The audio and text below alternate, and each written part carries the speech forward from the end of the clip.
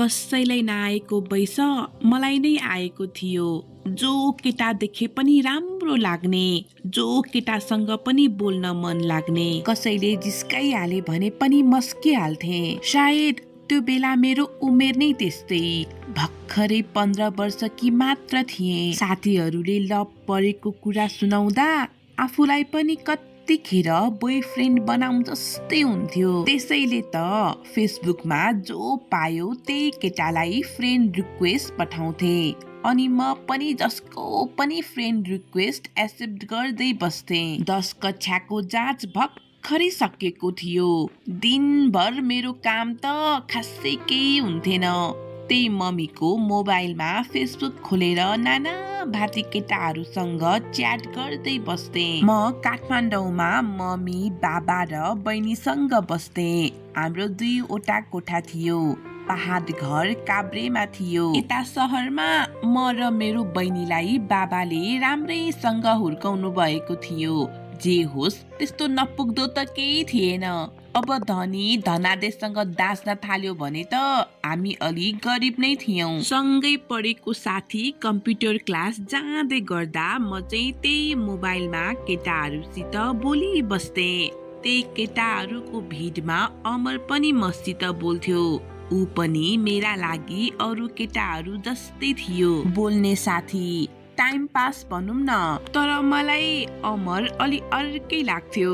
अब अर्कै भन्नाले अरू केटा भन्दा फरक के, म अनलाइन आउँदा ऊ मैसित बोली बस्थ्यो। मैले म्यासेज पठाउने बित्तिकै रिप्लाई गरिहाल्थ्यो। मेरो नम्बर पनि माग्थ्यो। भाइ तिम्रो स्वर सुन्न मन लाग्छ के, देऊ न भनेर कर गर्थ्यो। मलाई यसरी महत्त्व दिँदा म त मक्खै पर्थे। बिस्तारै बिस्तारै म पनि अरूलाई छाडेर उसैसित बढी बोल्थे। उसित कुरा गर्न थालेसी समय गएको थाहा नै हुन्थेन। उसले भने अनुसार उसको घर नुवाकोट हो अरे। एउटा दाइ र 2वटी दिदी छन् अरे। ऊ चाहिँ कान्छो, 18 वर्षको भए भन्थ्यो। एसएलसीमा 4 विषयमा गुल्टेको अरे।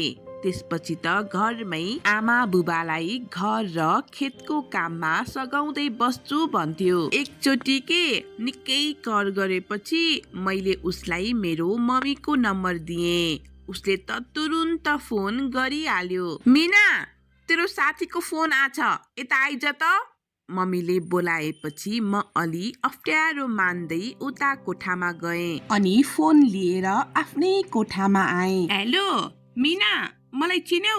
म अमर। अमरको स्वर सुन्ने बित्तिकै म डरले थरथर काम्न थाले। किन कल गरेको के? मम्मीले थाहा पायो भने बाबालाई भनिदिन्छन्, मलाई मार्छन् फेरि। झनै मैले मिस कल गरेपछि मात्र कल गर भनेको होइन। म कराउन थाले। केही हुन्न के, किन डराकी? अघि तिम्रो मम्मीसँग मेरो दिदीले कुरा गरेकी थिए के? अमरले भनेपछि पो बल्ल बुझे।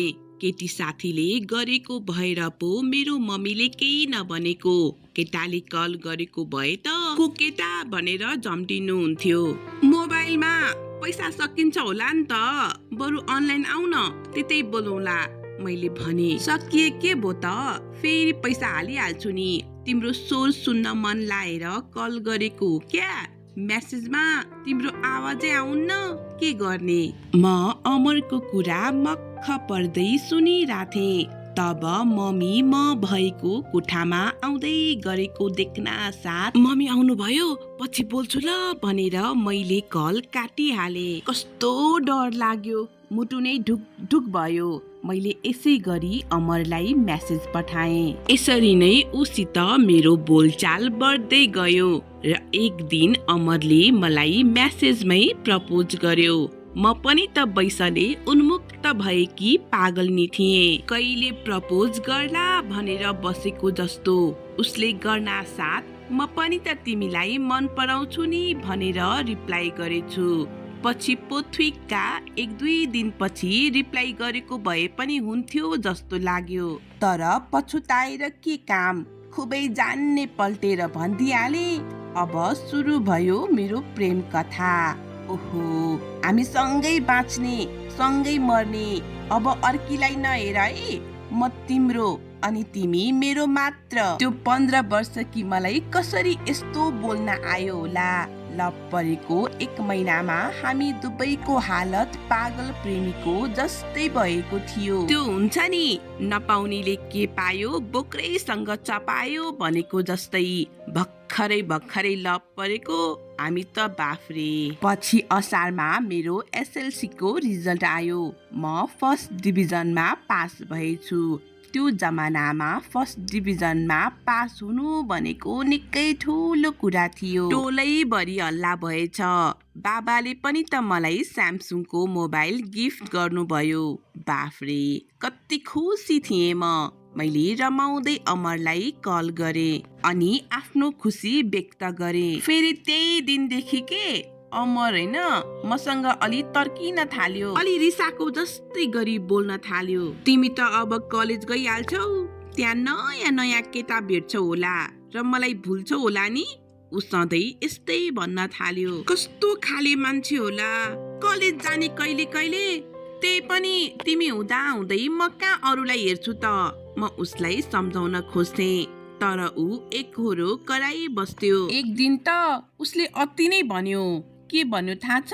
बिहे गरौँ अरे। गर्छ अहिले बिहे, मम्मीले मार्छन् पो त। यहाँ म पढ्नै बाँकी छ। फेरि मैले तिमीलाई एकचोटि पनि भेटेको छुइनँ। तिम्रो परिवारले के भन्लान्? मैले अमरलाई कराएँ। मेरो माया लाग्ने भए पो मसित बिहे गर्थ्यौ। अब त नयाँ नयाँ भेटिहाल्छौ। उसले रिसाउँदै फोन काट्यो। त्यस्तो नि हुन्छ भन्या? अचम्मै। मैले फेरि कल गरेको तर उसले मोबाइल स्विच अफ गरिसकेछ। हैन के, रिस पनि नाकको टुप्पैमै छ कि क्या हो? कति छिटो रिस उठ्छ। म भुतभुताएँ। मैले 4-5 दिन लगातार उसलाई कल गरे, मेसेज गरे तर उताबाट फोन नै अन भएकै थिएन। बाफ्रे, आफ्नो फेरि भर्खर लभ परेको उसैमाथि केटो रिसाएर भाव नै दिँदैन। म त मरितुले भइहाले नि। म पनि अमरको यादमा रुन थाले। रिसाएर अरू केटीसित लाग्यो कि भन्ने डर लाग्यो। उसित बोल्न नपाउँदा मुटु नै फुट्ला जस्तै भयो। उसको यादमा छटपटाउन थाले। तपाईहरू पत्याउनुहुन्छ, म त्यो बेला मात्र 16 वर्ष कि मात्र थिएँ। त्यो उमेरमा पनि मलाई त्यस्तो हुन्थ्यो। छ्या, त्यो बेलाको कुरा सम्झिँदा त अहिले कस्तो लाज लाग्छ। उबिना मर्छु जस्तै भएको थियो। अनि के, 6औं दिनमा चाहिँ उसले फोन उठायो। म कौसीमा गएर यति जोडले रुँदै उसित बोल्न थाले। मोबाइल बिग्रिया थियो के लाटी, बनाउन दिएको थिएँ। कहाँ तिमीलाई छोड्छु त। बरु यस्तो विधि मेरो माया लाउँछ भनेदेखि मसित बिहे गर न। म तिमीलाई लिन वहीँ काठमाडौँ नै आउँछु। मिना प्लिज के। अमरले फकाउँदै आफ्नो कुरा राख्यो। अनि मम्मी बाबा रुन्छन् होला। फेरि म पनि पढ्ने भनेको, बिहे गरेर पनि पढ्न पाइन्छ त? मेरो बुद्धि के सोध्या होला त्यतिखेर। पाइहाल्छ नि, म दुःख गरेर भए पनि तिमीलाई पढाउँछु। हाम्रो गाउँ भन्दा परतिर पनि क्याम्पस छ त, त्यही पढ्नु नि। उसले हँसिलो भएर जवाफ दियो। उसको मायामा अन्धी भएर या भनौँ वैसले मात्तिएर मैले अमरसित भागेर बिहे गर्ने सोच बनाए। न कहिले देखेको हुनु, न उनको बारे राम्रोसँग थाहा हुनु, न उसको घर परिवारको बारे थाहा थियो। यत्तिकै जाबो फेसबुकमा 3-4 महिना बोलेको भरमा म अमरसित भागेर जान तयार भए। ऊ मलाई लिन बालाजुसम्म आयो। फोटोमा मोबाइलमा देखेको भन्दा पनि राम्रो रहेछ। मलाई देख्ने बित्तिकै लजाउन थाल्यो। म पनि लाजले भुतुक्कै भए। मेरो लुगा हालेको 2वटा जेब्रा झोला उसले आफैले बोकिदियो र हामी नुवाकोट जाने बस चढ्न थाल्यौं। लाज लागेर थोरै हैन, मुख नै रातो भयो। फेरि उता मम्मी बाबाको के हालत भयो भन्ने पीर पनि थियो। हिँड्ने बेला बहिनीलाई सबै कुरा भनेर त आकै थिएँ। तर साँच्ची भनौँ, मलाई त्यो बेला के मम्मी बाबाको पीर भन्दा अमरसित बिहे गर्दैछु भनेर धेरै खुसी लागेको थियो। म कस्तो गति न पतिको केटी होला। बिहेको मतलब नै राम्रोसँग बुझेकै थिइनँ। तर पनि म जाँदै थिएँ उसैसित, मेरो प्रेमीसित, मेरो अमरसित। घरमा भन्या छौ नि? मैले सोधे। दाइलाई भन्या थिएँ आज राति बुहारी ल्याउँछु भनेर। अनि दाइले के भने त? मैले उत्सुक हुँदै सोधे। ल केटो त तरुनो भएछ भन्नुभयो। म फेरि लाजले भुतुक्कै भए। म नुवाकोट पुगे। घरको कान्छी बुहारी हेर्न परिवार सबैजना पिँढीमै बसेका रहेछन्। सानो टिका टालो गरी हाम्रो बिहे गराइदिएर त्यस घरमा म कान्छी बुहारी बनेर भित्रिए। आम्मा मामा, उसको घर भित्रिँदा स्वर्गमै पसेको जस्तो भयो। बेला बेलामा मम्मी र बाबाको यादले म झस्की पनि राखेको थिएँ। दिदी, बाबा त के कति रुनु भएको। हाम्रो सपनामा लात हानेर गई, हाम्रो माया धेरै भएको। अहिलेदेखि नै केटा खोज्ने भइखा कि अब कहिले पनि यता नआउनु भनेर भन्या छन्। बहिनीले मलाई फोन गरेर भनिन्। तब मलाई आँसु थामिसक्नु भएन। म घुक्क घुक्क गरी रुन थाले। तब अमरले, केलाई रुन्छौ? म छु त, नरौ न भन्दा, अब मेरो सबै थोक तिमी नै त हौ भनी म उसको अङ्गालोमा निकै बेर रोएको थिएँ। त्यो बिरानो घर त्यस दिनदेखि अब मेरो कर्म घर भएको थियो। अमरको घर गाउँमा थियो। वस्तुभाउहरू टन्नै थिए। दाई भाउजू सँगै बस्थे। दिदीहरू भने बिहे गरेर गइसकेका थिए। कस्तो लाटी होला के म, बच्चै त थिएँ। बिहान 8 बजेसम्म सुतेछु। आफ्नै माइती जस्तो भन्ठानेर उठेर बाहिर आँगनीमा मुख धुन गए। सासु बनाउँदै मुख फुलाएर बसेकी रहेछिन्। सायद म ढिलो उठेर भन्ने होस पनि आएन। मुख धोएर त म फेरि कोठामै गए र अमरलाई उठाए। त्यसपछि हामी दुवै चिया खान तल भान्सामा गयौं। तब जेठानीले भनिन्, अब बुहारी भएपछि पनि यतिखेरसम्म त सुत्न पाइँदैन है। घरमा कति काम हुन्छ, त्यो सबै सबेरै उठेर गर्नुपर्छ। माइती जस्तो होइन नि। हामीहरूले त उ बेला नै चिया खाएको। खोपामा दुध छ, चिया पकाऊ अनि बाबुलाई पनि खान देऊ ल। अनि सुन न, भात तिउन पनि पकाउँदै गर, म खेतमा गएर आउँछु। जेठानीको कुरा सुनेर म त अचम्मै परे। चुलोमा मैले कसरी भात तिउन गर्नु? आजसम्म ग्यासमा त राम्रोसँग खाना पकाकी थिइन। मैले अमरलाई हेरे। ऊ पनि लाटा जस्तै चुपो लागेर बसिराथ्यो। जेठानीले त भात पकाऊ भनेर हिँडिहालिन्। आमा पनि घाँसमा जानुभयो। घरमा म र अमर मात्र थियौं। तिमीलाई भात पनि पकाउन आउँदैन? अमरले त्यसरी सोद्धा रिसले आँखै देखिन। तिमीलाई थाहा छैन र?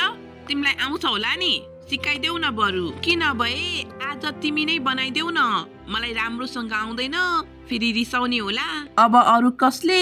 मैले भात बनाउने होला, मलाई पनि आउन्न। अमरको कुरा सुनेर म आत्तिन थाले। ला अब के गर्ने, म त रुन पो थालेछु। होइन होइन, जिस्केको के, मलाई आउँछ ब्यारे, मैले पकाएको हेरिराख न। अमरले दाउरा बाल्यो। फुफु गरेर आगो फुक्यो। डेक्ची बाहिर खरानी पानीले लिप्यो अनि खाना बसाल्यो। लौ, के गरे त्यो भाँडोमा? किन खरानी दलेको? मैले अचम्म मानेर सोधे। यो खरानी यसरी नै घस्नु पर्छ के, नभए भाँडा कालो हुन्छ। अमरले भात तिउन गरी भ्यायो। म हेरेर बसे। तब एकैछिन बसाए। म एक खेप बाहिर जान्छु भनेर ऊ फुत्त बाहिर हिँडी गयो। म भने घरमा एक्लै बसिराथे कि तब सासु आउनुभयो अनि घाँसको भारी बिसाउँदै कराउन थाल्नुभयो। होइन, सहरमा तेरा बा आमाले तँलाई केही सिकाएको छैन? कोही खोज्न सक्नेले यो आँगन फोहोर भो भनेर बढार्न सकिँदैन? कस्तो गति न पतिको बुहारी ल्याएछ। अझै हेर न, त्यहाँ बिहानसम्म पसारेर मरेकी। जा गएर भकारो सोर। अरे, मैले के नै गल्ती गरेको थिएँ र? सासूले यस्तो विधि वचन लाउनु भयो। फेरि यसै बेला अमर पनि कहाँ गएको होला? मैले नरम हुँदै भने, आमा, भकारो सोर्न त आउँदैन, मैले कहिले गरेकी त छैन। तब उहाँले झम्टिँदै भन्नुभयो, अनि के गर्न आउँछ त? पहिला जान आउँछ? भात त खान आउँछ होला नि? ए मनमाया, लौ न केही नजान्ने तेरी देउरानीलाई भकारो सोर्न सिकाइदिए त। खेतबाट आउँदै गरेको जेठानीलाई हेर्दै सासूले भनिन्, मलाई त रुन आइहाल्यो, यही खोज्न आकी होइन, खुबै जस्तो लाग्यो। जेठानीले भकारो सोर्न सिकाइन्। फेरि मलाई गोबर छुन घिन लागेर थोरै होइन, रुँदै रुँदै गरे। जेठानीले फकाउँदा पनि फकाइनन्। ल यसरी नै गर है भनेर जेठानी हिँडिन्। म रुँदै रुँदै आई नआई पनि भकारो सोहोर्न थाले। मम्मी र बाबालाई झल्झल्ती सम्झे। का यो बेलामा ओछ्यानमै मोबाइल चलाएर बसिरहेको हुन्थे र का आज म भकारो सोरेर बसिरहेको थिएँ। त्यति नै बेला सासूले मेरो कपाल बेस्करी लुच्नु भयो र मलाई गोबरमा पछार्नु भयो। एकछिन त मैले केही सोच्नै सकिन। बिहे गरेको भोलिपल्ट नै मैले यस्तो कुराहरू भोग्नु पर्यो। आखिर किन सासूले मेरो जगल्टा लुछिन् अनि अमर मलाई छोडेर कहाँ गएको थियो। 16 वर्षको कलिलो उमेरमा बिहे गरेर मैले के कुराहरू भोगे। अमर कस्ता मान्छे रहेछन् त। नर्क जस्तो घरमा म बसिरहेकी उम्केर भागे। जान्नको लागि तपाईहरूले पार्ट 2 भनेर कमेन्ट गर्नुहोला। म छिट्टै यसको पार्ट 2 पनि लिएर आउने छु। यसरी नै यो कथा भने यही समाप्त हुन्छ। साथीहरू, तपाईहरूलाई कथा राम्रो लागेमा च्यानललाई लाइक, कमेन्ट, शेयर र सब्स्क्राइब गर्न नबिर्सिनुहोला। अनि कथा सम्बन्धी केही प्रतिक्रियाहरू भएमा कमेन्ट बक्समा लेखिदिनुहोला।